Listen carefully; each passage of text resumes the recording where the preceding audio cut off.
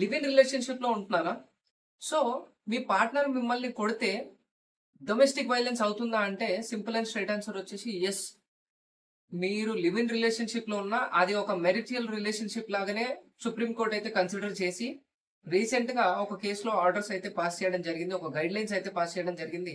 ఏంటంటే live in రిలేషన్‌షిప్‌లో ఉంటున్న ఒక కపుల్‌లో అబ్బాయి అమ్మాయిని కొడితే 100% అది డొమెస్టిక్ వయలెన్స్. అంటే సెక్షన్ 498 ఏ ప్రెజెంట్ అయితే 85 సెక్షన్ బిఎన్ఎస్ ప్రకారం డొమెస్టిక్ వయలెన్స్ కింద పరిగణించాల్సిందే అన్నట్టుగా గైడ్‌లైన్స్ అయితే పాస్ చేయడం జరిగింది.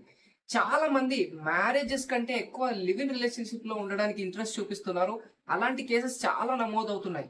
సో, పోలీస్ ఏం చేస్తారంటే సింపుల్‌గా సెక్షన్ 130 ఆఫ్ బిఎన్ఎస్ అసాల్ట్ కిందో, లేదంటే సెక్షన్ 114 ఆఫ్ బిఎన్ఎస్ హర్ట్ కింద, లేదంటే 351 క్రిమినల్ ఇంటిమిడేషన్ ఇలాంటి కేసెస్ పెడుతున్నారు.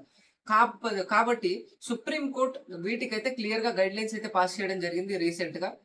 ఏంటంటే లివ్ ఇన్ రిలేషన్‌షిప్‌లో ఉంటున్న కపుల్‌లో అబ్బాయి అమ్మాయిని కొడితే గనుక 100% దాన్ని డొమెస్టిక్ వయలెన్స్ అంటే పెళ్లి తర్వాత ఒక హస్బెండ్ వైఫ్‌ని కొడితే ఏ కేస్ అయితే నమోదు చేస్తారో సేమ్ అదే కేస్ చేయాలి అన్నట్టుగా గైడ్‌లైన్స్ అయితే పాస్ చేయడం జరిగింది. So, thanks for watching this video. మన ఇన్‌స్టా పేజ్‌నైతే ఫాలో చేసుకొని ఉంచండి. ఈ వీడియో తర్వాత కూడా మీకు ఇంకేమైనా డౌట్స్ ఉంటే గనుక 100% నాకు కాల్ చేయండి. నేనైతే క్లియర్‌గా మీ డౌట్స్ అన్ని క్లారిఫై చేస్తాను.